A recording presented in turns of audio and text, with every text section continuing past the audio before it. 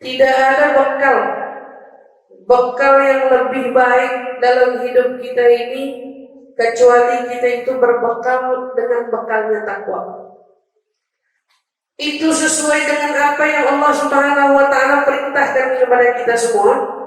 Fatazawwadu fa inna khairaz zadi taqwa. Kata Allah, berbekal. Kita disuruh berbekal. Di mana kita berbekal? Kapan kita berbekal? Di semua kebaikan, maka semua kebaikan itu kita harus bekal. Kalau datang waktunya sholat, maka sholat pun kita harus berbekal. Datang waktunya kita berzakat, dalam berzakat pun kita harus berbekal. Datang waktunya berpuasa, dalam berpuasa pun kita harus berbekal. Oleh karena itu ibu yang dirahmati Allah, saat kita bertanya kepada kita berapa usia yang sudah Allah berikan kepada kita, lalu muncul pertanyaan kembali, berapa Ramadan yang sudah berlalu dalam hidup kita ini, maka masing-masing dari kita akan menghitung usianya seraya, kemudian dia pun mengingat-ingat kembali Ramadan yang betul-betul dijalankan ibadah dengan sepenuh hati berapa tahun mundur ke belakang. Mungkin ada dari kita yang 10 tahun, mungkin ada dari kita yang 20 tahun, mungkin juga ada dari kita yang baru 5 tahun. Ramadan kita yang lalu itu akan mencerminkan kepada kita siapa kita sekarang. Ia akan menjawab siapa kita ini, karena yang berlalu kemarin yang membuat kita jadi hari ini. Yang lalu kemarin itu yang menghadirkan kita saat ini. Saat kita bergembira dengan datangnya Ramadan, itu artinya kita pernah merasa bahagia dengan Ramadan. Saat kita merasakan penuh rindu dengan Ramadan, artinya kamu tahu bahwa di hatimu itu ada cinta kepada Ramadan. Semua ada karena kita pernah merasakan rasa sebelumnya. Maka ibu yang dirahmati Allah, Allah Subhanahu wa taala mengingatkan kita berbekal, karena sebaik-baiknya bekal adalah takwa. Maka dalam menyambut bulan Ramadan pun pertama yang harus kita siapkan dalam diri kita, bekal yang kita mau bawa menuju Ramadan. Apa bekal yang ingin kita sampaikan di bulan Ramadan? Karena Ramadan bukan hanya untuk orang yang masuk pada bulannya kemudian berpuasa. Tapi Ramadan adalah bulan yang dikatakan dia adalah bulan terbaik dari bulan-bulan yang ada. Ibaratnya kalau setiap kehidupan pasti ada kelas atasnya. Kalau pesawat ada level bisnisnya. Kalau kereta ada eksekutifnya. Kalau hotel ada presiden suite-nya. Semuanya punya nilai paling level tertinggi. Maka kalau bicara Ramadan adalah level bulan tertinggi. Dia adalah bulan yang paling berkualitas. Bulan yang paling dinanti-nanti, bulan yang paling diincar-incar oleh orang-orang yang tahu nilainya. Saya mau tanya sama ibu-ibu, kalau dikasih berangkat kemana? Ke Jakarta, satu tiketnya gratis pulang dikasih. Ada pilihan mau yang bisnis apa yang mau ekonomi. Dua-duanya gratis. Pasti kita akan pilih yang terbaik. Kalau ada dua-dua pilihan sama-sama gratis, tapi pilihnya ekonomi, kira-kira orang itu pinter-pinter sedikit. Iya atau tidak? Pinter-pinter sedikit, sama-sama gratis, pilihnya yang murah, pilihnya yang ekonomi. Subhanallah. Kadang-kadang manusia juga suka begitu. Sama Allah dalam hidupnya dikasih. waktu-waktu mulia, bulan-bulan mulia, tapi dia seringkali milihnya, saya mah ekonomi aja, saya mah biasa aja, saya mah gak usah yang mahal-mahal. Ada orang traktir kita makan, silahkan pilih yang kamu mau pilih. Orang kita kan tahu diri, begitu ditraktir makan, begitu mau pilih minuman paling mahal, gak enak hati nih. Bingung, ntar dikira maruk lagi, ntar dikira aji mumpung lagi. Padahal dibilang silahkan pilih yang kamu mau pilih, pokoknya hari ini makanan gratis, semuanya saya yang tanggung. Kalau saya lagi digituin sama orang, saya pasti nyarinya jujur yang paling mahal, yang paling mahal dan yang paling enak. Bukan cuma mahalnya, tapi juga dikejar enaknya. Mahal tapi enak. Ya cobain orang gratis. Begitu juga dalam bulan Allah kasih kita ada yang disebut bulan paling mulia, bulan Ramadan. Lalu dari Ramadan ini sendiri ada nggak waktu yang paling mulia?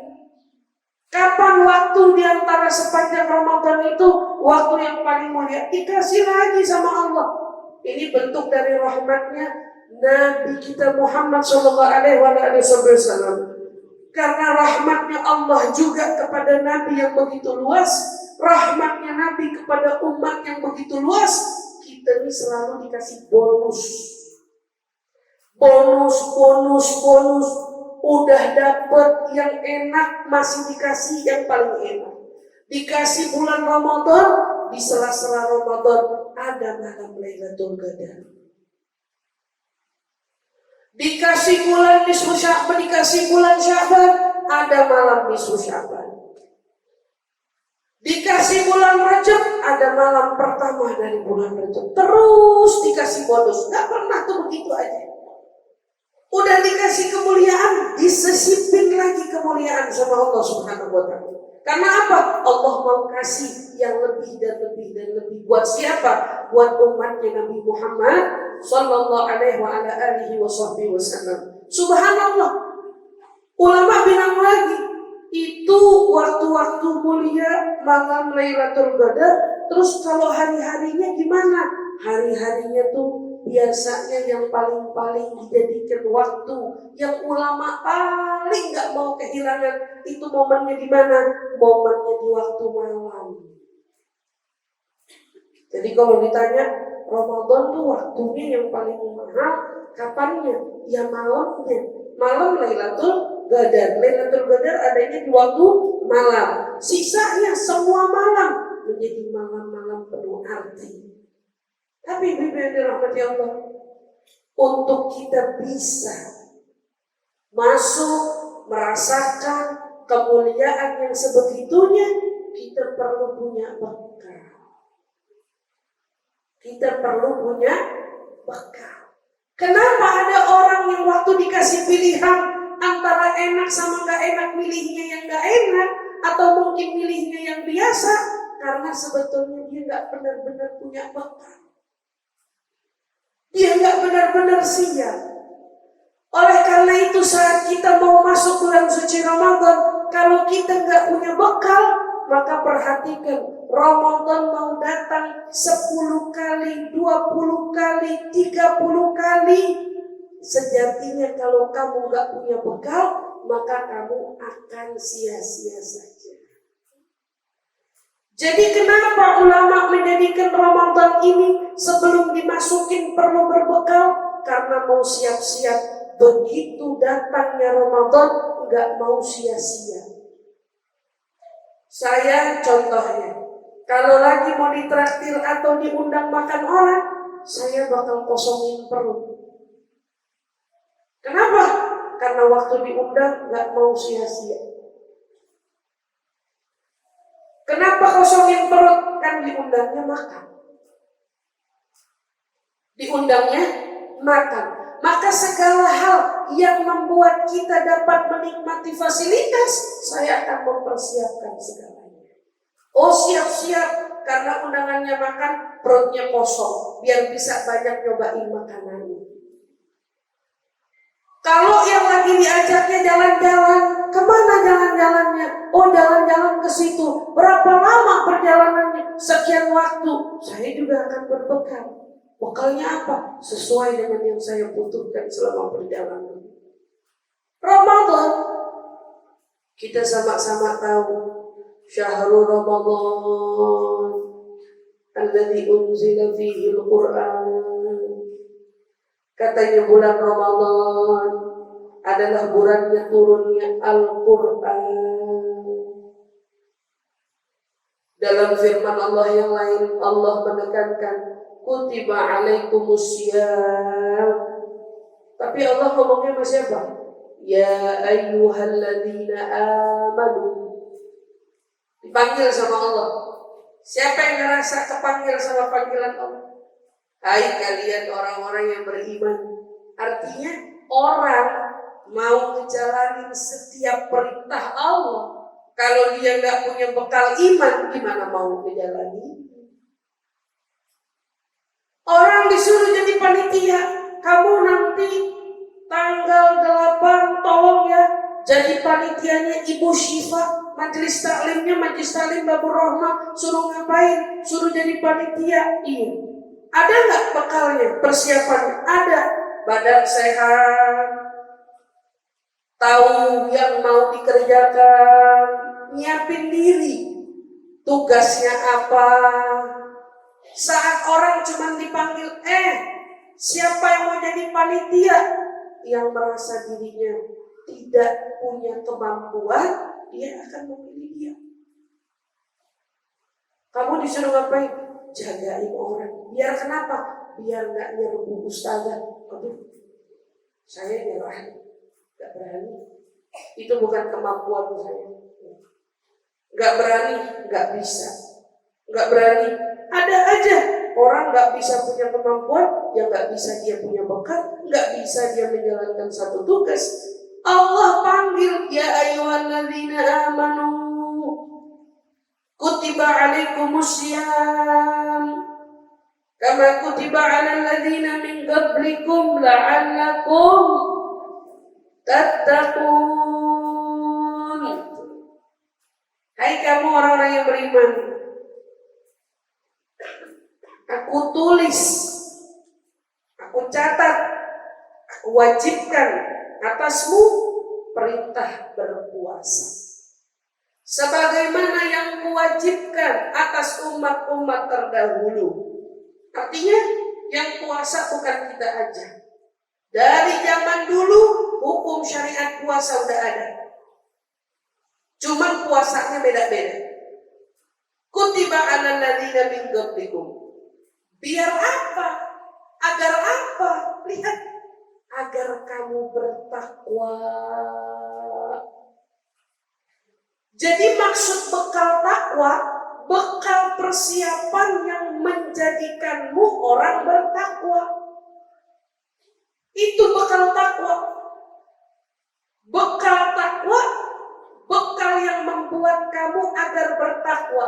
Orang kalau jalan, mau pergi kemana, mau jalan jauh, bawa bekal katanya. Bekalnya apa? Makanan. Kenapa bawa makanan? Makanannya bisa macam-macam, tapi fungsinya makanan untuk apa? Ngenyangin. Jadi kalau kamu mau paham kata bekal takwa, bekalnya macam-macam boleh jadi, amalnya macam-macam boleh jadi, tapi satu tujuannya biar kamu bertakwa. Kalau orang jalan pergi bawa nasi, tujuannya biar kenyang. Kalau orang mau ibadah, fatazawwadu fa inna khairaz zadi taqwa. Berbekallah kamu, kata Allah, nanti semua hal dalam hidup Allah suruh kita berbekal. Buat apa? Biar kita punya bekal ini agar kita jadi orang bertakwa. Jadi puasa ini Allah adakan buat kita, fungsinya mencetak kita, membuat kita, menuntun kita agar kita bisa menjadi orang bertakwa. Maka dikatakan ibu-ibu dirahmati Allah, puasa ini kenapa menjadi wajib? Apa itu hanya perintah? Apa itu ada keuntungan buat kita? Maka dijawab oleh siapa? Oleh peneliti-peneliti. Katanya tiba-tiba ada dari seorang doktor universitas ternama di Amerika mengeluarkan selembaran, mengeluarkan artikel apa yang ingin diterangkan dan apa yang ingin disampaikan. Ternyata mereka mencetuskan satu kajian ilmiah, satu pembedahan ilmiah. Apa pembedahannya? Mau ngajarin kita satu terapi. Buat apa? Buat detox diri, buat bersihin penyakit-penyakit yang ada dalam diri. Buat apa? Buat ngebersihin kadar-kadar dari hal-hal yang menumpuk di dalam tubuh manusia. Gara-gara apa? Gara-gara asupan-asupan yang kita konsumsi selama ini. Katanya tiap kali kita makan apa? Buah apel. Buah apel sekarang selalu dilapis, disemprot sama apa? Pestisida katanya. Begitu kita makan, kita harus tahu sabun agak bisa ngancurin pestisida. Lilin yang ada di apel gak bisa digosok sama sabun. Kita makan ke dalam tubuh. Begitu kita makan di dalam tubuh, ada partikel-partikel katanya yang numpuk di aliran darah kita. Harusnya fungsi tubuh membersihkan kotoran-kotoran, membuang kotoran-kotoran. Pada saat kotorannya gak kebuang, dia nyisa di badan kita. Begitu dia nyisa di badan, kalau dia numpuk, semakin menumpuk, akhirnya jadi apa? Jadi penyakit. Penyakitnya penyakit apa? Naudzubillah masyisya. Ada yang sampai kena kanker, ada yang sampai kena macam-macam. Itu semua awalnya dari mana? Adanya penumpukan sirkulasi dalam tubuh yang tidak berjalan dengan semestinya. Allah. Ini siapa yang nemuin? Barat. Orang Barat yang nemuin. Maka mereka mengeluarkan katanya cara untuk memperbaiki hal-hal yang menumpuk dalam tubuh itu. Katanya mereka mengeluarkan bakal bagi setiap orang harus terapi fasting. Namanya apa? Terapi fasting. Atau dibalik fasting terapi. Suruh puasa terapi. Terapi tubuhnya dengan apa? Dengan puasa. Subhanallah. Dia bilang apa? Maka harus bagi mereka minimal dalam 1 bulan mereka puasa 8 kali. Dalam 1 tahun mereka harus berpuasa 30 hari. Maka begitu diukur 8 1 bulan 31 tahun, yuk kita lihat Nabi kita Muhammad sallallahu alaihi wasallam ternyata sudah menjalankan hal ini, terapi ini dalam hidupnya 14 abad yang lalu. Senin Kemis. Berapa kali? 8 satu bulan. Yang 30 hari Ramadan.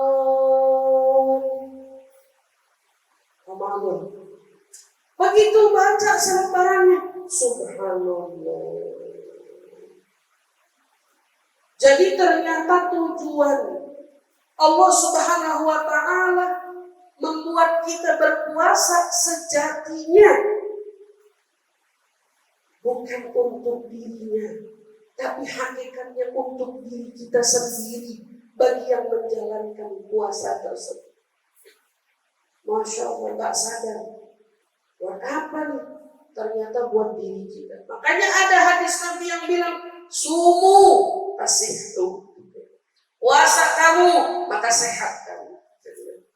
Sehat kamu ini. Benar juga ternyata. Coba perhatikan, kalau kita sakit, pengen periksa darah di rumah sakit. Rumah sakit ingin mendetek penyakit kita. Kita waktu mau ambil darah disuruh puasa apa tidak? Puasa.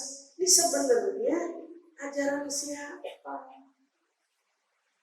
Kenapa darah yang mau diambil tapi kita disuruh puasa? Apa urusannya? Ternyata urusannya kalau kamu puasa maka darahmu menjadi bersih. Maka kita punya alat akan mendetek dengan jelas sebetulnya sakit kamu itu apa. Terus emang kalau makan kenapa? Kalau kamu makan alat kita error. Karena banyaknya makanan yang kamu makan. Subhanallah. Lihat, selain Allah Subhanahu wa ta'ala ingin membuat kita menjadi orang bertakwa, tapi ternyata hikmah di balik kita berpuasa, Allah juga ingin membuat kita menjadi orang yang sehat jasmani dan sehat rohani.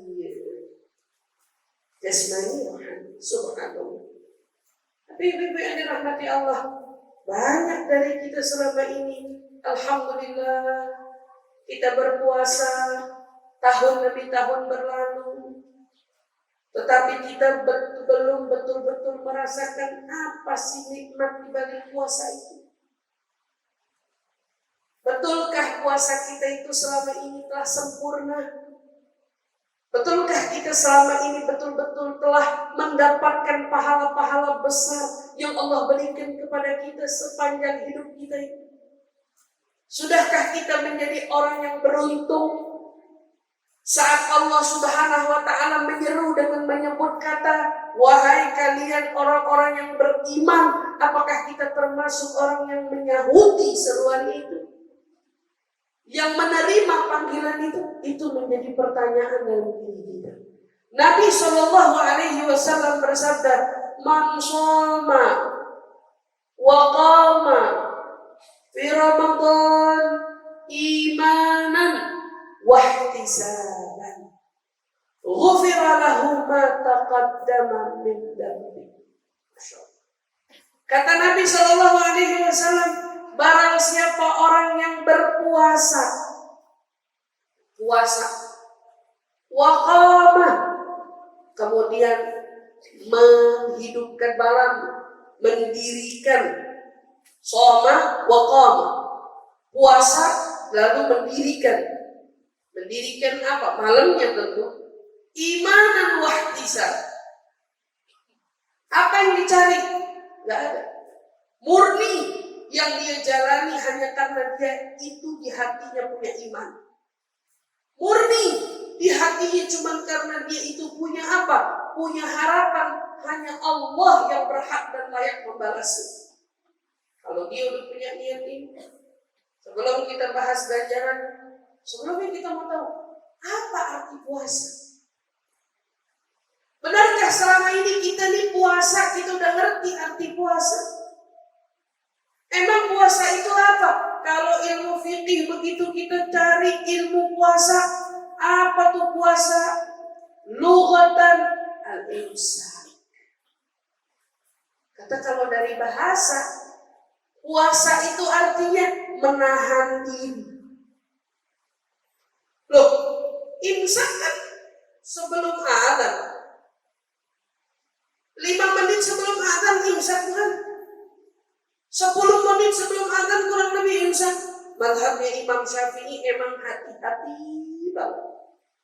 Karena kalau imsak nggak ada, bisa-bisa di tengah adzan mulut kita masih ada makanan. Iya betul tidak? Kalau tak dikasih tahu imsak, masih kita makan terus. Tahu-tahu Allahu Akbar, Allahu Akbar. Udah panik. Berapa banyak dari kita yang teledor dengan imsak? Di tengah-tengah kita lagi sahur, tahu-tahu adzan berkumandang. Imam Syafi'i ngasih jarak batasan. Kamu biar tahu imsak. Kenapa? Biar sebelum ketemu adzan kamu sudah melakukan imsak. Imsak apa? Kalau itu maksudnya imsak nahan makan, imsak nahan minum. Emang kalau arti puasa imsak apa? Imsak menahan segala sesuatu dari segala perkara yang Allah tidak ridho.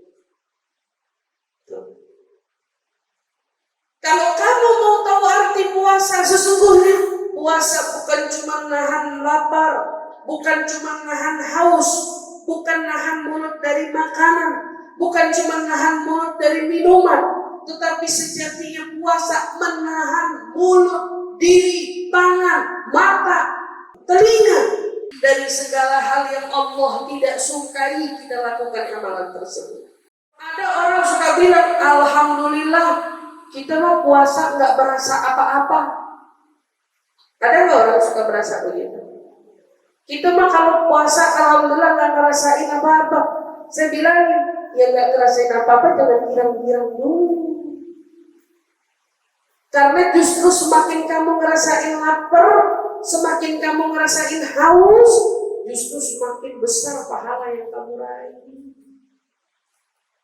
Semakin kamu ngerasain perut keroncongan, semakin kamu betul-betul bisa merasakan laparnya orang-orang yang tidak makan.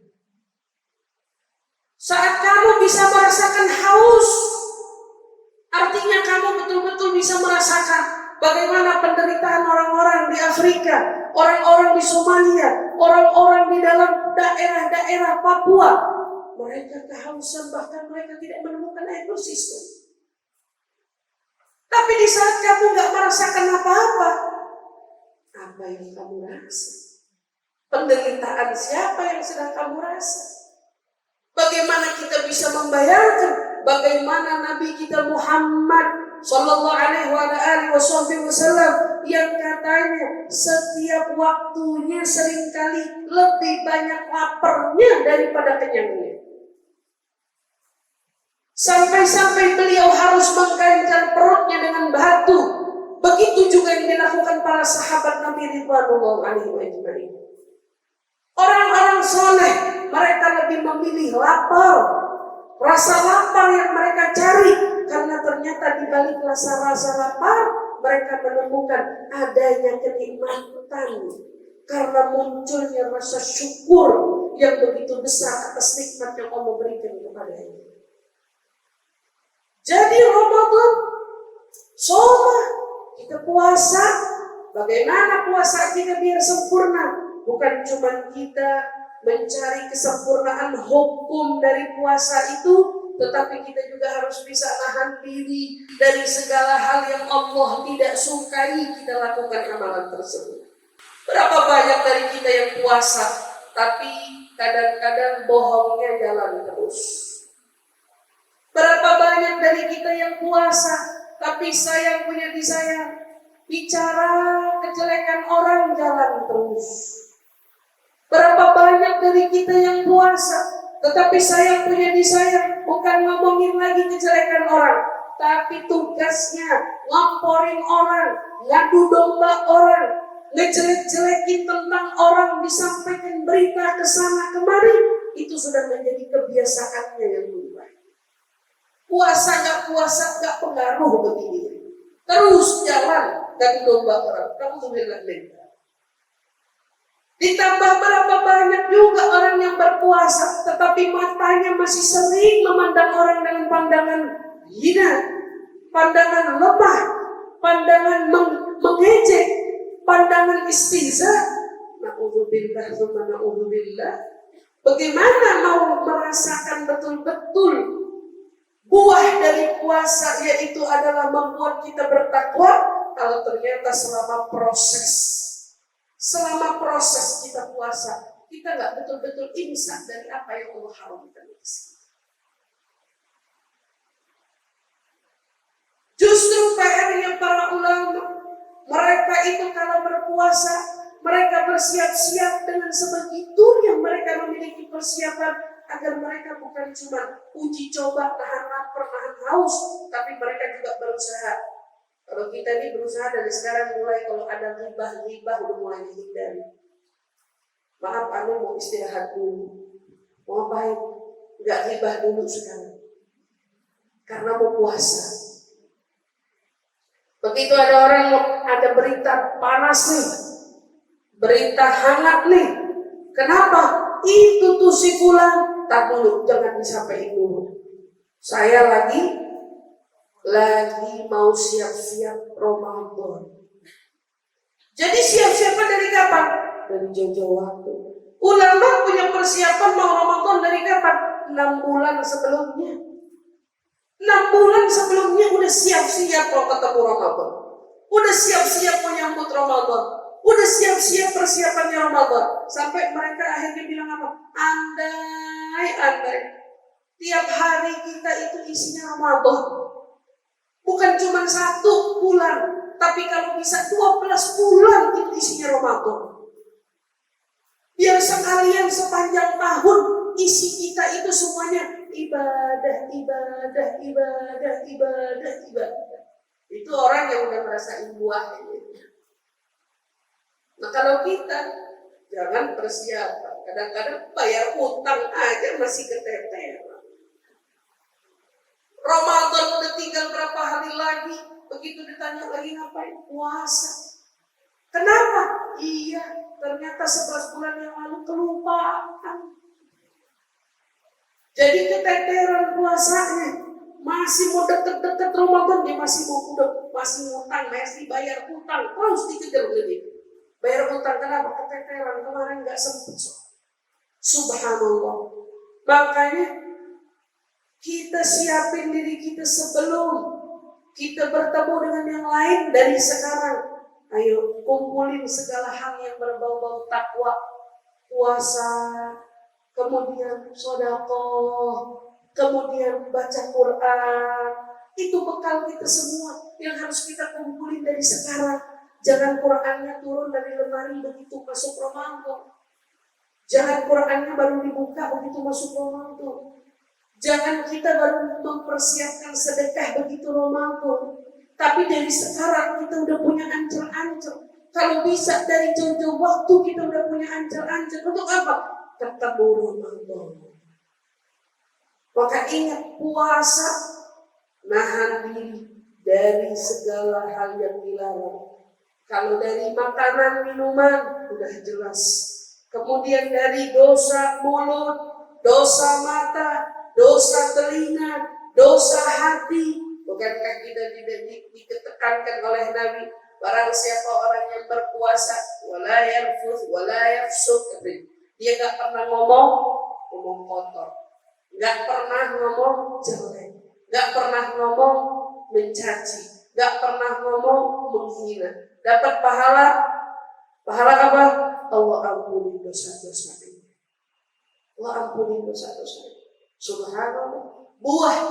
Buah dari nahan.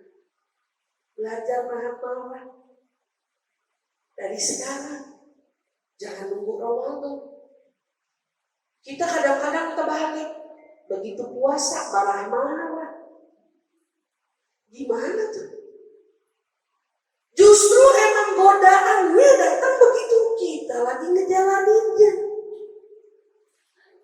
Kalau sejatinya orang puasa diminta menekan emosi, orang puasa diminta menahan bohong, orang puasa diminta menahan jangan riba, artinya godaan yang bakal datang lagi puasa yaitu emosi, riba, namimah, dan lain-lain. Bakal datang. Jadi kalau puasa disenggol orang jangan emosi. Kalau puasa naik motor diklakson orang jangan emosi. Kalau puasa ibaratnya kalau lagi bawa mobil, tahu ada mobilnya lelet, jangan emosi. Tahu-tahu di pasar nahan, mahal banget ini, masa baru kemarin saya beli murah. Belajar nggak emosi. Kalau begitu kita latihan, begitu masuk mau puasa dari sekarang mulai ngomong sambil senyum. Bisa ibu-ibu? Ngomong mulai sambil senyum, begitu nawar, ini harganya berapa? Kalau udah senyum duluan, nggak bisa emosi. Kenapa Rasulullah dikenal dengan wajahnya yang ramah, murah senyum? Dimanapun kita ketemu, kalau ibu kesempatan, alhamdulillah kita dikasih kesempatan bisa memandang wajahnya Rasulullah, ya, dari mimpi, bahkan insya Allah ya kebatan, ya, baik di dunia sampai di akhirat insya Allah. Kita bakal temuin wajahnya ramah. Di mana aja kita lihat senyum, enak dilihat, mukanya selalu gembira, mukanya selalu nunjukin keceriaan, gak pernah nunjukin untuk orang itu kemudian menjadi bersedih karena habis melihat wajahnya, gak pernah. Tapi selalu disenyumin, diketahui, diajak ngomongnya sambil senyum. Itu salah satu terapi buat kita gak mudah emosi. Jadi begitu ngomong ada orang ngomongnya ngeselin, iya, ngomongnya nggak sih, iya, bisa nggak coba nadanya, iya, nggak bisa, ngomong nada tinggi sambil senyum nggak bisa, coba latih aja, cobain aja kalau nggak percaya, iya, iya, jadi nggak mau besok begini dong, iya, nggak mungkin nadanya mau dinaikin. Dengar enggak? Dengar. Kalau udah ngomongin mukanya berubah baru teriak. Tapi kalau sambil senyum, dengar. Narik dong, dengar. Nah itu nah. Tapi masih senyum. Itu salah satu cara buat kita menurunkan emosi kita. Kalau kita dari awal punya muka nggak murah senyum, pasti kesenggol dikit. Lo tahu kalau bahasa Banjarnya gimana? Kalau di Jakarta senggol dikit bacok. Banjar bacok juga? Nah, atau senggol dikit? Hah? Kipas. Tebas. Senggol dikit kipas gitu. Ya, nggak suka. Kenapa? Emosional. Kadang orang berpikir emosi itu menunjukkan siapa kita. Dengan emosi itu orang tahu kita. Kalau kita emosi, orang memperhitungkan kita. Tapi kamu nggak tahu, emosimu itu membuat orang memperhitungkan kelemahan. Emosimu itu membuat orang memperhitungkan betapa buruknya kamu. Emosi itu bukan memperhitungkan betapa kuatmu, tetapi betapa mengesalkannya kamu. Kalau punya atasan marah-marah dulu, pasti di belakang diomongin. Kalau punya teman ngamuk-ngamuk dulu, pasti di belakang diomongin. Depannya pura-pura takut, tapi di belakang dijelek-jelekin. Gak ada emosi yang nunjukin siapa kita. Yang ada emosi hanya nunjukin kelemahan kita. Maka ibu yang dirahmati Allah, dari sekarang belajar. Ada yang mancing emosi, astagfirullah. Jadi ibu kalau ingat ada yang dari sekarang sebelum ada yang mancing emosi, bukannya nyengir terus kalau ngomong. Apa kabar? Alhamdulillah sehat, iya. Di sini padahal kayaknya bajunya baru lagi, iya. Kemarin perasaan tasnya lain, sekarang baru lagi, iya. Gak bisa emosi. Sombong. Dulu Sayyidatuna Maryam, ibunda dari Nabi Allah Isa alaihissalatu wassalam, puasanya apa? Puasanya apa? Puasa ngomong, bukan lagi makan minum. Walam bukan liman yawma insi. Sehari ini Ane kagak bakal ngomong. Gak mau ngomong. Diajak ngomong gak jawab. Puasa. Ibunda Nabi Isa ditanya, diam aja. Orang dia udah ngomong puasa. Allah tulis di Al-Quran, dari banyaknya puasa orang, kenapa puasanya Sayyidatuna Maryam yang dikutip sama Allah di Al-Quran? Karena yang paling bahaya, yang menggugurkan kesempurnaan puasa itu dari sini. mulut, mulut, maka jaga. Kita punya mulut, kita punya mata, kita punya telinga, khusus kita punya hati. Saat kita bisa menjaga mulut, saat kita bisa menjaga mata, kemudian kita mulai iringi dengan menjaga hati, Nabi Shallallahu Alaihi Wasallam kemudian menekankan kita waqama.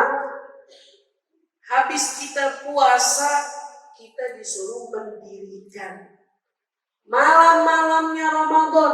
Dengan apa? Kalau disebut mendirikan, artinya disuruh sholat.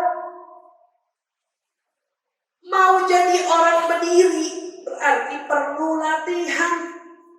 Ini terawih 23. Biasanya hari-hari sholat 3 rakaat, witir doang 23. 3 yang dikerjain, 20-nya kagak.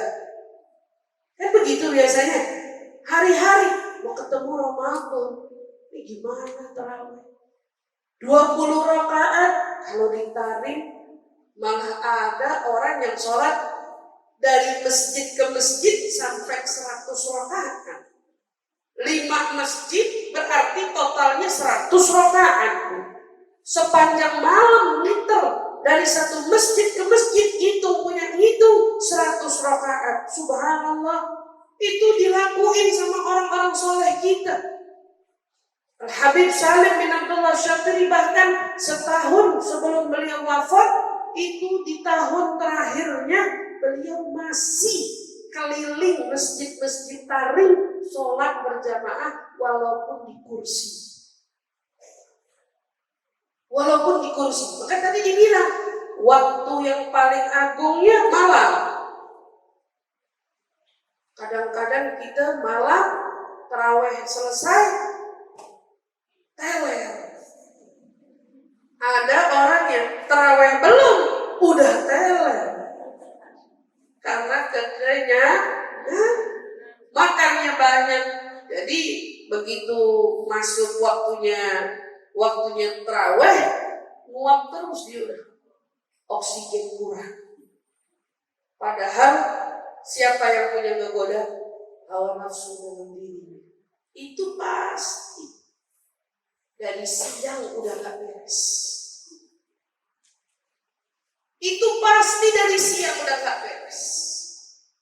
Kenapa? Karena dari siang dia puasa, kepengennya banyak. Begitu buka, gak bisa kontrol diri. Semua dimakan, semua dicoba. Tahu-tahu begitu mau ngerjain sholat, perutnya kenyang. Kenyangnya bukan di level kenyang, kekenyangan. Kalian rasain, apa yang bikin kita bangun untuk sholat itu berat? Kekenyangan. Nabi Shallallahu Alaihi Wasallam yang paling mencontohkan kepada kita, beliau yang paling sering lapar. Kalau berbuka, paling beliau berbuka hanya dengan kurma saja. Itu Rasulullah. Itu Nabi kita Muhammad. Siangnya bukan ketemu Ramadan aja. Setiap waktu sering kali beliau mengalami lapar. Sehingga katanya pernah dalam riwayat 1 bulan berterusan. Artinya selama 1 bulan itu gak putus. Rumahnya Rasulullah tidak nyala apinya.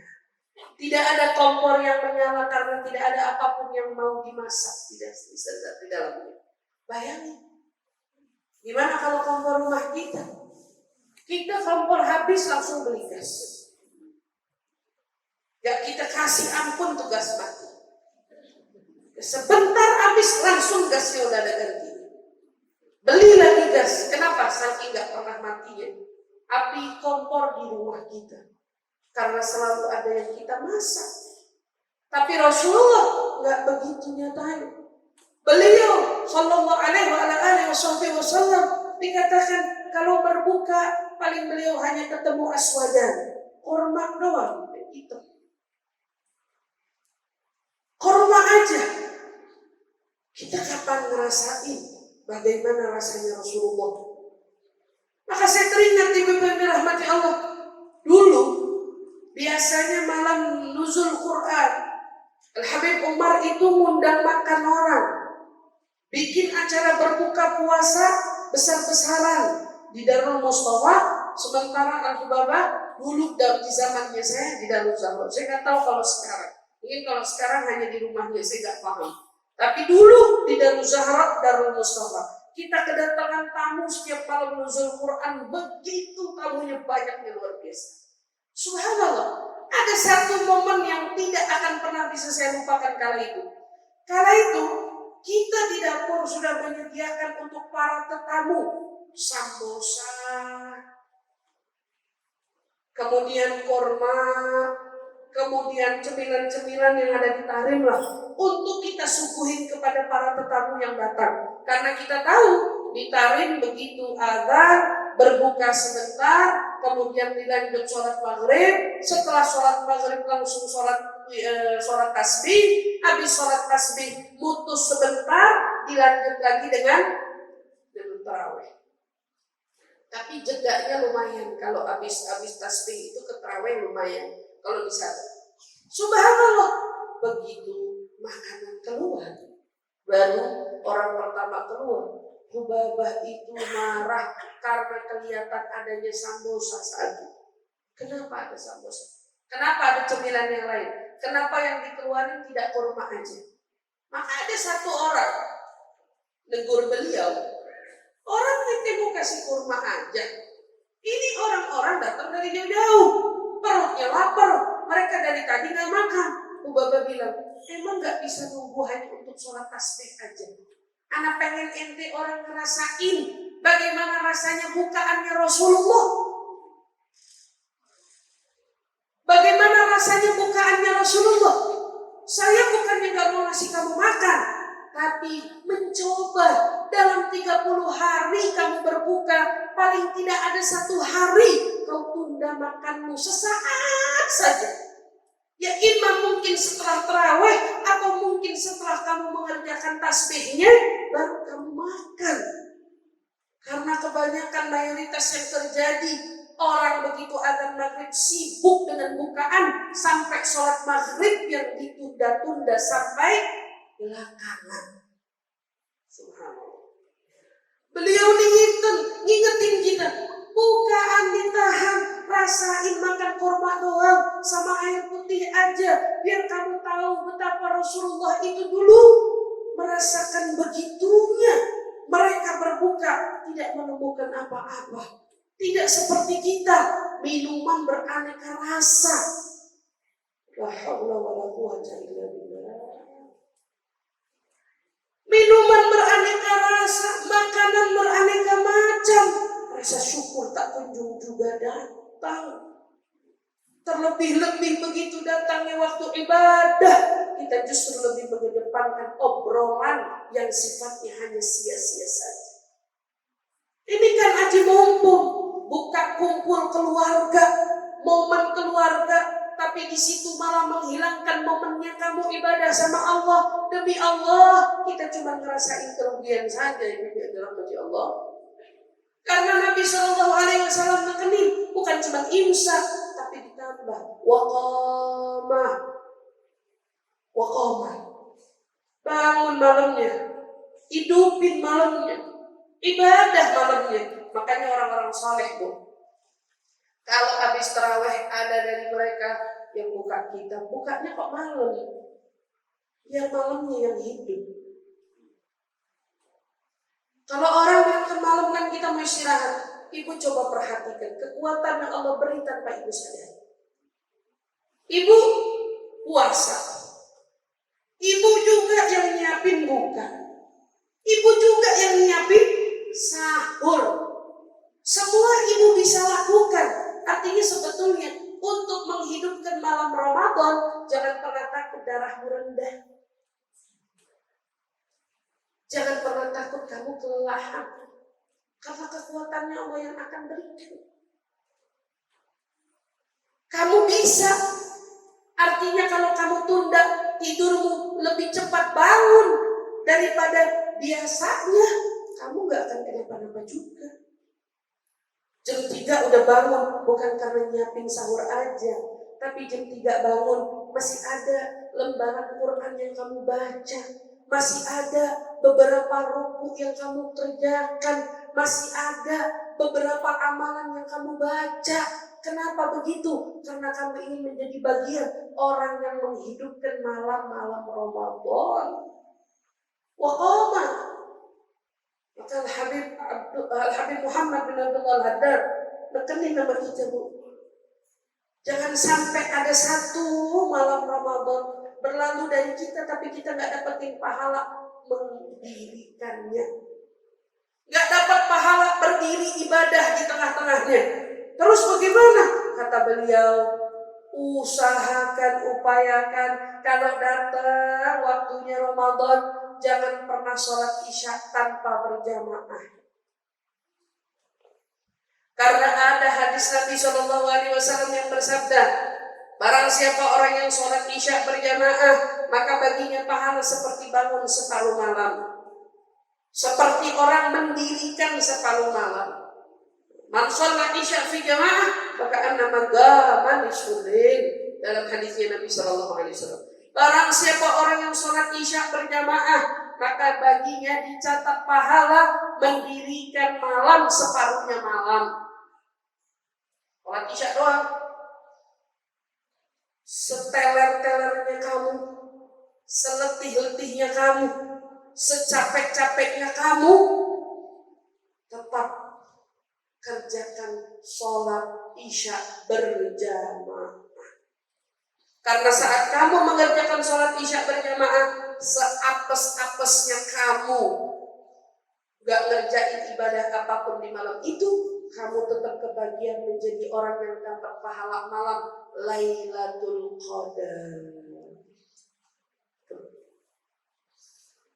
Lalu beliau tekenin lagi, kalau mau lebih afdal, mau lebih baik, bukan cuma isya, wa man shalla subhi fi jamaah maka annama qama laila kullahu. Siapa yang sholat subuh berjamaah, maka baginya pahala seperti mendirikan sepanjang malam penuh. Isya subuh. Bahkan ulama ada yang bilang, kalau kamu disuruh memilih antara dua, pilih subuh yang jangan kamu tinggali. Kenapa demikian? Karena subuh pahala yang gede. Ulama hadis mengatakan apa? Katanya, dengan sholat subuh berjamaah tadi, kamu malah dapat ngantongin pahala bangun sepenuh malam. Bukan separuh lagi, sepenuh malam. Jadi kata Habib Muhammad bin Abdullah Al-Haddad, ayahanda dari Bapak guru dari Sayyidina Habib Umar, beliau mengatakan apa? Kalau ada orang sepanjang Ramadan tidak meninggalkan sholat isya berjamaah, apalagi subuh berjamaah, maka dapat dipastikan dia dapat pahala malam Lailatul Qadar. Kuncinya sholat isya subuh berjamaah. Qomah, kerjain. Habis bangun, habis buka puasa, makan secukupnya, lanjut. Yang bisa kerjain tasbih, yang nggak bisa kalau begitu kerjain isya berjamaah, lanjut dengan tarawih. Ustazah, kita punya kebiasaan di sini tarawihnya udah dikurangin jadi 11. Ada yang masjidnya 11 ternyata. Iya, di sini 11. Gak apa-apa 11. Kalau merasa kurang, tambahin lagi di rumah, kerjain lagi di rumah, terusin lagi di rumah, sempurnain lagi di rumah. Jangan mudah merasa cukup. Oh, yang penting udah. Kalau bisa lebih, kenapa tidak? Habis kerjain tarawih, bolehlah istirahat. Kalau bisa tadarus dulu walau sejenak. Habis itu kemudian baru istirahat, bangun lagi malam tahajud. Bukan bangun cuma niat sahur, walaupun di sahur itu ada berkahnya. Subhanallah. Jadi orang disuruh tasahharu kata Nabi. Fa inna fis sahuri barakah. Nabi tekenin, bangun sahur, bangun, karena di sahur itu ada berkahnya. Kadang-kadang kita kalau udah puasa Ramadan ke-15, puasa Ramadan ke-10 ke atas, kayaknya ketemu makanan sahur udah mulai hilang seleranya. Udah mulai nggak nafsu, katanya udah terbiasa soalnya. Terbiasanya nggak apa-apa, sahurnya nggak boleh ditinggal. Sahurnya tetap. Bagaimana dong nggak nafsu? Kalaupun sampai nggak nafsu, makan kurma walau hanya 3 butir saja. Niatin apa? Ambil berkah yang sudah dikatakan oleh junjungan Nabi kita Muhammad Sallallahu Alaihi Wasallam. Dengan itu, jikalau kita sudah bisa Ramadana imanan wahtisab, nggak mau ngarep yang lain kecuali murni emang di hati punya iman, bukan gara-gara nggak enak sama teman, bukan gara-gara ingin dipuji orang, bukan gara-gara ingin terlihat rajin ibadah, bukan. Tapi justru Ramadan ini adalah momentumnya kita juga belajar ibadah untuk secara rahasia. Mau sampai kapan kita nih ibadah mau dilihat orang? Mau sampai kapan kita nih ngerjain kebaikan pengennya dipuji orang? Mau sampai kapan kita nih setiap kali berbuat inginnya dianggap oleh orang? Mau sampai kapan dan sampai kapan kita ingin terus berbuat tetapi pahalanya nggak ada? Justru momen kita di bulan suci Ramadan, para ulama menjadikan kesempatan mereka bersedekah, mereka beribadah, mereka berbuat banyak kebaikan, tapi justru mereka betul-betul menjaga agar ibadahnya nggak jadi tempat ajang pamer untuk dilihat orang. Kalau kita aneh kadang-kadang, iktikaf pasang status,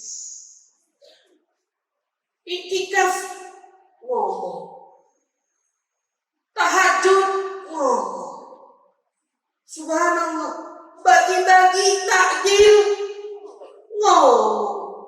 Semua ibadah yang kita buat seorang ngomong. Ustazah, kita ini kan niatnya untuk membangkitkan semangat orang.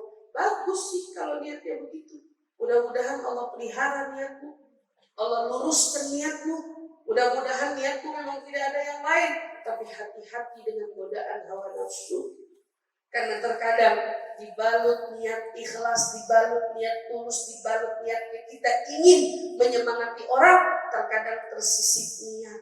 Karena saat kita melakukan itu datang pujian-pujian dari orang. Saat kita masang status, orang kemudian chat kita, bilang, Masya Allah, pahalamu besar sekali saudaraku, Masya Allah, indah kali amal perbuatanmu, Masya Allah. Kamu yang baca senyum-senyum. Hati-hati. Sayang. Karena kita mau dapat hasil di akhir nih.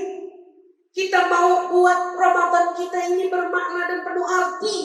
Ini bukan tentang siapa, bukan tentang apa. Ini tentang kepada siapa kamu ingin persembahkan ibadahmu. Untuk siapa kamu selama ini beribadah. Kepada siapa kamu mengharap.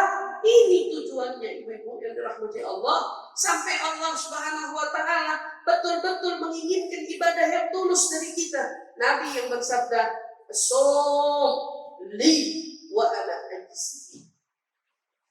Allah Subhanahu wa ta'ala menekankan puasa itu tujuannya hanya untuk saya. Dan hanya saya pula yang akan mengganjar mereka. Sesungguhnya di surga katanya disebut ada satu pintu khusus. Pintu khusus yang Allah sediakan untuk siapa? Untuk orang-orang yang berpuasa. Ini yang puasa di mana? Tentu yang puasa betul-betul bisa nahan. Puasa betul-betul bisa mendirikan. Puasa betul-betul bisa mengikhlaskan. Seluruh ibadahnya hanya semata-mata karena Allah. Ya Allah, kita lihat bagaimana pahalanya para orang-orang sholihin. Mereka dapat apa kira-kira dari Allah? Ada dari mereka yang khatam sehari 4 kali. Ada dari mereka bahkan yang sehari khatamnya 8 kali. Dalam riwayat dikatakan dalam sebuah biografi kehidupan orang-orang saleh, Al-Imam Al-Habib Abdurrahman As-Saqqaf. Al-Habib Abdurrahman As-Saqqaf katanya dalam biografinya dicatat, itu bisa dibilang mencetak rekor ya. Sehari 8 kali khatam. Itu gimana ya? 8 kali khatam. Ustazah, kok bisa 8 kali khatam? Bisa. Ibu lihat, tukang catering profesional, terima orderan 1000 berani. Tapi yang tidak profesional, tidak tahu cara, tidak tahu celah, 100 aja saya nggak mau lebih. Waktunya sama, durasinya sama, tapi yang satu nyanggupin 1000, yang satu ada. Wah, dia mah enak Ustazah, orangnya yang bikin banyak. Belum tentu. Ini soal keahlian. Saat ada orang yang mengerjakan ibadah, yang satu kok bisa segini, yang satu kagak. Ini soal keberkahan. Ini soal keberkahan. Ada orang hadir kajian, contohnya di Jakarta, mungkin di Banjar juga banyak.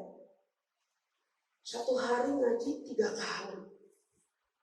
Majelis ini semua didatangi. Dan waktunya keburu. Waktunya bisa dikejar. Tapi ada pun orang yang dari awalnya gak mungkin itu kekejar. Gak mungkin itu kekejar. Gak kekejar. Ini soal keberkahan. Ada ulama yang sholat 8, sholat dalam khatamnya 8 kali. Ada yang kagak. Ini mah soal keberkahan. Yang satu dikasih berkah waktu, yang satu kagak.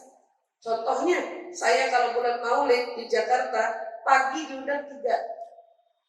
Tiga-tiganya saya. Tapi coba yang hadir gak ke Uber. Dia baru datang 1, datangnya telat. Sementara saya datangnya bareng sama dia, sayanya udah dari 2 tempat. Ini soal apa? Ini soal keyakinan. Ini soal keberkahan.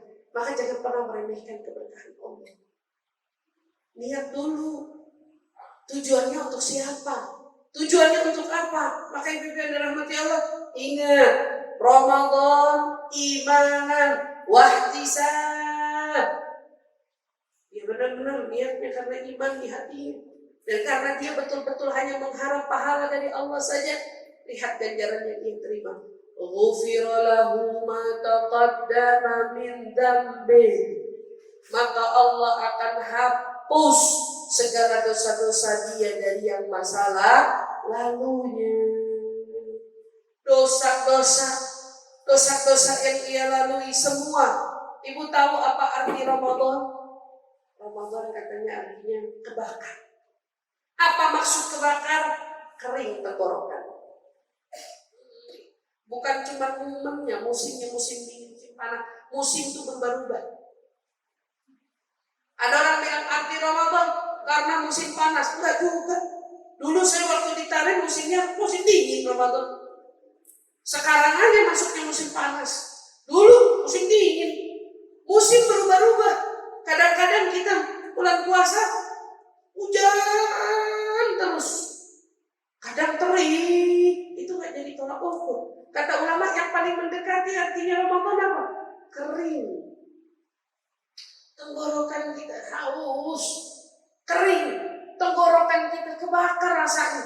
Dari apa? Dari hausnya. Maka di sini kata ulama, coba kamu lihat besi yang berkarat. Bagaimana cara merontokkan karatnya? Ya Pak, dia harus dibakar. Dia harus dirasakan panasnya. Maka karatnya menjadi rontok. Kita perlu sadar, kita ini orang-orang yang gak luput dari dosa. Kita ini harus sadar, kita ini orang-orang yang banyak kekurangan. Bukankah itu yang sudah ditekankan oleh Nabi? Kullu bani Adam khata'un wa khairul khata'un at-tawwabun. Katanya, semua anak Adam mereka itu umumnya adalah orang-orang yang banyak kesalahan, banyak dosanya, banyak salahnya. Lalu siapa dari mereka yang gak punya dosa? Mereka orang-orang yang bertobat kepada Allah. Makanya pahala Ramadan 1 bulan pertama, 1 hari sampai 10 isinya rahmatnya Allah bercucuran. Allah bagikan rahmatnya kemana tempat. Habis rahmat Allah turunin, ampunan Allah berguguran dari 10 sampai ke 20. Tapi lihat 20 ke 30. Apa? Idgun minan nar. Allah lepaskan dia dari belenggu ikatan neraka. Yang tadinya dia bisa masuk ke dalam neraka, bukan cuma diampunin dosa, tapi Allah lepas dia punya nama. Allah hapus dia punya nama. Allah angkat dia punya nama. Allah selamatkan dirinya dari mana? Dari catatan-catatan yang mengantarkan dia, na'udzubillah, pada belenggunya api neraka. Allah berikan keselamatan.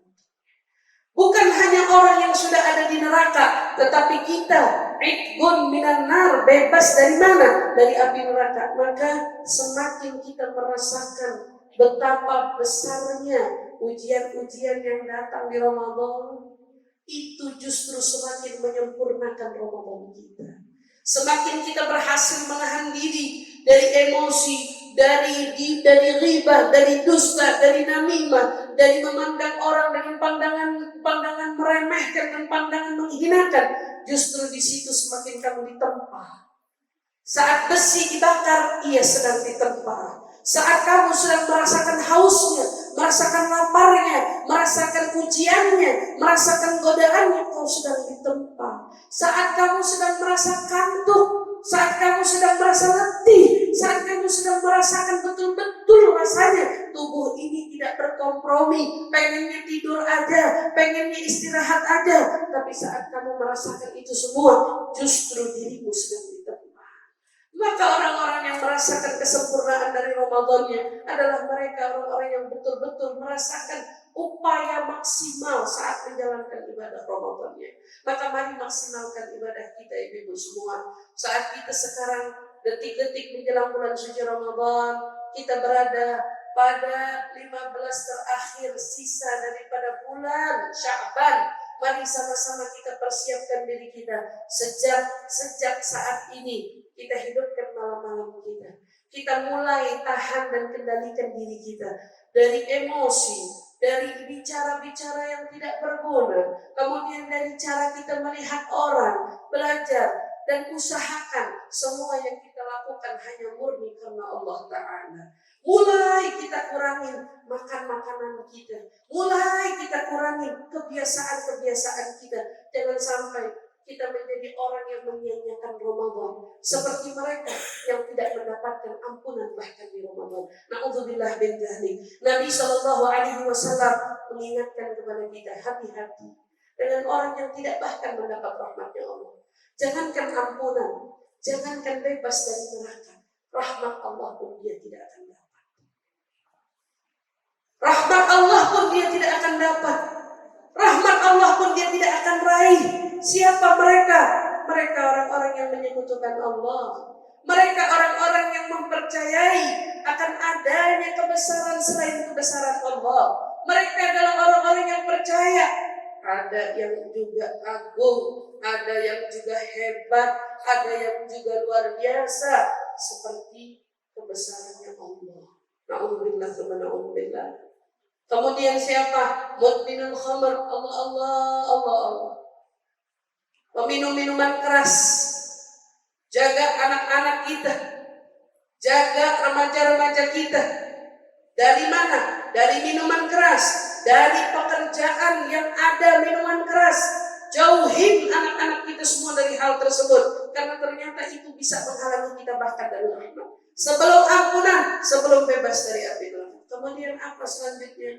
Ya, mereka orang-orang yang saling dendam kepada sesama. Mereka orang-orang yang saling benci kepada sesama. Mereka orang-orang yang lupa untuk saling meminta maaf kepada sesama. Na'udzubillah, tsumma na'udzubillah min dzalik, nas'alullah salamah wal afiyah. Maka ibu yang dirahmati Allah, kita minta sama Allah rasa lapar yang kita jalani, haus yang kita jalani, kemudian ibadah yang insya Allah akan kita jalani. Mudah-mudahan Allah berikan kepada kita pertolongannya yang menyeluruh, agar kita semua insya Allah bisa ibadah dengan penuh khidmat, agar kita semua insya Allah bisa ibadah dengan penuh nikmat, agar kita semua insya Allah bisa ibadah dengan penuh khusyuk, agar kita semua insya Allah bisa ibadah dengan penuh kenikmatan, sebagaimana yang Allah rasakan rasa ibadah penuh nikmat kepada orang-orang salihin. Allahumma inna ala dzikrika wa syukrika wa husni ibadatik. Ya Allah, kalau bukan bantuanmu maka kami tidak akan bisa beribadah kepadamu. Bantu kami ya Allah, tuntun kami ya Allah, izinkan kami ya Allah agar kami bisa berpuasa kepadamu ya Allah. Tuntun kami ya Allah, bimbing kami ya Allah agar kami bisa ibadah di waktu malam kepadamu ya Allah. Tuntun kami ya Allah, bimbing kami ya Allah agar kami bisa membaca dari firman-firman-Mu ya Allah.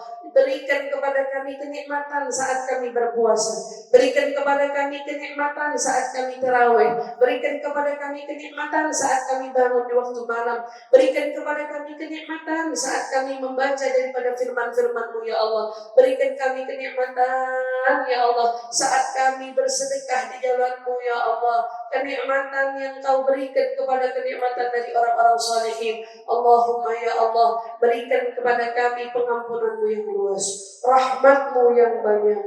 Jadikan kami semua nama-nama kami yang hadir di sini, dan nama orang-orang tua kami ya Allah, dan nama anak-anak kami ya Allah, nama suami kami ya Allah, nama teman-teman kami ya Allah, adalah nama-nama yang Kau bebaskan dari api neraka ya Allah. Nama-nama yang Kau selamatkan dari api neraka ya Allah. Nama-nama yang Kau pelihara dari api neraka ya Allah, sehingga kami keluar kelak dari Ramadan nanti ya Allah, pribadi kami sudah menjadi pribadi yang Kau ridhai ya Allah, pribadi yang berjalan di jalan-Mu dan jalan Rasul-Mu Muhammad ya Allah, pribadi yang bisa merasakan rasanya apa penderitaan yang dirasa oleh Nabi Muhammad ya Allah. Allahumma ya Allah, Kau janjikan salah satu surga yang Kau berikan kepada orang-orang yang berpuasa. Catat nama kami, catat nama orang tua kami, catat nama pasangan kami ya Allah, catat nama anak-anak kami ya Allah, catat nama seluruh anggota keluarga kami ya Allah, teman-teman dan sahabat kami ya Allah, agar mereka menjadi orang-orang yang memasuki surga tersebut ya Rabb, agar mereka menjadi orang-orang yang menghuni surga tersebut ya Rabb. Amin amin ya Rabbal alamin. Mudah-mudahan Allah Subhanahu wa taala ampunkan dosa-dosa kita semua. Allah Subhanahu wa taala tuntun dan bimbing kita semua agar kita selalu berada di jalan taufiknya, agar kita selalu berada di jalan istiqamahnya. Amin amin ya Rabbal alamin. Kita doakan mudah-mudahan Ibu Syifaur Rahmah, mudah-mudahan Allah Subhanahu wa taala panjangkan umurnya, sehatkan badannya, berkahi keluarganya, berkahi juga majelis taklimnya. Mudah-mudahan insyaallah sebagaimana hari ini ia kumpulkan kita bersama-sama, mudah-mudahan kelak di akhirat dia dikumpulkan bersama Nabi kita Muhammad sallallahu alaihi wa ala alihi wasallam. Amin Allahumma amin. Dan mudah-mudahan majlis kita yang dihuni dan dihadiri oleh banyaknya para asatidzah yang tidak mampu saya sebutkan namanya satu persatu. Ada Ustazah Firdaus, ada Ustazah Sofia, dan para ustazah-ustazah lainnya. Mudah-mudahan tambah memberikan keberkahan majlis kita pada hari ini. Mudah-mudahan Allah panjangkan umur mereka semua, Allah sehatkan badan mereka semua, Allah berikan kepada mereka insya Allah ilmu yang bermanfaat agar bisa memberikan tuntunan kepada umat Nabi Muhammad sallallahu alaihi wa ala alihi wasallam. يا رب بالمصطفى بلغ مقاصدنا واغفر لنا ما مضى يا واسع الكرم. Mudah-mudahan insya Allah Allah sempurnakan semua ibadah kita. Rabbana atina fid dunya hasanah wa fil akhirati hasanah wa qina adzabannar wa adkhilna al-jannata ma'al abrar ya aziz ya ghafar. Subhana rabbika rabbil izzati amma yasifun wa salamun 'alal mursalin walhamdulillahi rabbil alamin. Bismillahirrahmanirrahim.